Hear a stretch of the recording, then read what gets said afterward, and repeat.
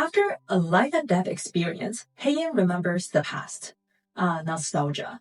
When Hyun-woo took her to his countryside home, he bragged about his estate and treated her to popsicles, marveling at how she's never been able to afford one. She was totally misunderstood. Those holy t-shirts and grandma sweaters he mocked, they were Gucci. Hyun-woo promised that he would always take care of her, no matter her background. Back to the present, Hyun-woo just saved her from a boar and carried her to safety, sprained ankle and all, under the astonished gaze of her family. Hearing about his heroics, even his father-in-law softens, and his aunt-in-law marvels at his manliness. That night, Hyun-woo investigates the attack site, finding the fence cut and corn scattered to attract boars. When the grandfather hears about the attack, he's relieved. Turns out he was supposed to hunt there, but his girlfriend's shaman warned him against it. Now she insists that he consult the shaman for all important decisions. How sketchy. Meanwhile, the groundskeeper brings in their hunting spoils. The grandfather likes their dog and wants to buy it.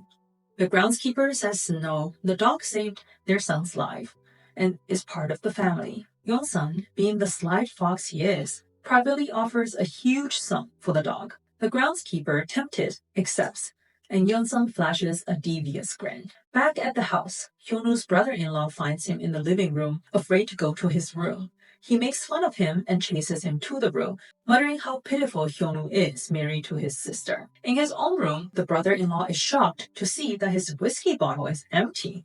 His innocent wife claims that he drank it all while chatting. Little does he know she downed the whole thing while complaining about him to nobody. That innocent front? Probably hiding a gold digger. There's definitely more to unfold there. Hyun-woo tiptoes to bed, only for Hae-in to suddenly get up.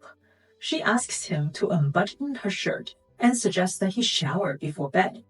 He nervously but obediently complies. She replays the heroic boar-saying moment in her mind, her heart fluttering as he emerges from the bathroom with a glistening torso and a six-pack.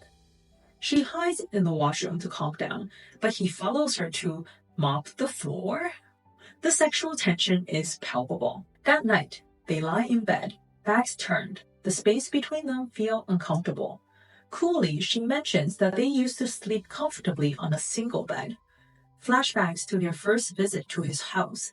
He offered his room, then he knocked on her window to stargaze together. She invited him back in, and they slept comfortably on a single mattress. Back to the present, Hae-in asks if they should cuddle like old times. Scared, he thinks that she's serious until she says coolly that she's just joking. Silence resumes. In the morning, the groundskeeper returns the money to Hyun-sun, regretful for selling his dog. Hyun-sun goes crazy, points a gun at the dog. Just in time, Hyun-woo shows up, stopping him. Yeon-sun laughs it off as a joke. Back home, the groundskeeper tells his wife that Yeon-sun looks familiar, reminding him of a neighborhood kid who killed a rich guy's dog 20 years ago. When reprimanded for killing an expensive dog, the kid asked if it were a cheap dog, could he then kill it? Psychopath. Grandpa starts investigating the boar attack. CCTV footage shows someone lurking near the fence. It was his estranged eldest son. Hyun-woo and his father-in-law visits the uncle, who confesses that he went to the site hoping to see his father, but was chased away by the rude girlfriend. They are suspicious, but they have no other evidence. Turns out, though, the attack was orchestrated by the salon owner under someone's instruction. Who? It's still unclear. The salon owner then confides in Yeon-sun, so we know that at least they're in cahoots too. She says that she didn't expect Hyun-woo to step in. She was hoping Yeon-sun could save the day and become the new son-in-law. But recently, Hae-in's been finding Hyun-woo incredibly attractive. Her secretary, noticing their cold relationship thawing, advises her to see a doctor. Coincidentally, Hae-in wants to see a doctor too.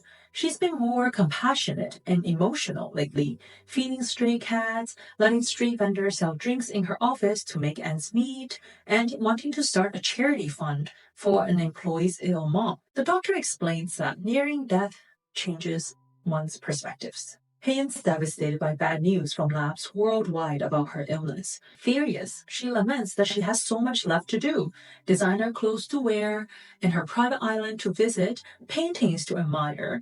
Instead of waiting for artists to die and appreciate her art collection, she's now going to die first. At the company, her brother and sister-in-law are refused entry. Begrudgingly, she lets them up. They beat around the bush about their brother Hyun-woo, never getting to the point of asking her not to divorce him. Her secretary pulls her to a meeting and she escapes. She is supposed to meet the CEO of the partnership for dinner, but it's actually Yeon-sung who shows up instead. Yeon-sung tells Hae-in that Hyun-woo hesitated when the board attacked. Hurt by this, she defends Hyun-woo, saying that his focus was on her safety, while Yeon-sung's focus was on Hyun-woo. Well said. She says to him that love means enduring unpleasant things together, and Hyun-woo is that type of guy. Yeon-sung retorts that her explanations shows insecurity in her marriage. Who does this guy think he is? At night, Hae-in drunkenly tells Hyun-woo that she'll kill him if he betrays her. Panicked, he tries to get her phone to delete his sister's message about the divorce, but realizes that the phone is in her pocket. In their stumble, they end up face to face, and she drunkenly leans in for a kiss. As the episode wraps up, we're left with more questions than answers. Who's behind the board attack? Will Hae-in find out the truth? And what's Yeon-sung's ultimate game plan? Well, that's it for this episode, guys. Don't forget to like, subscribe, and comment below. Stay tuned for more dramas and twists. Thank you.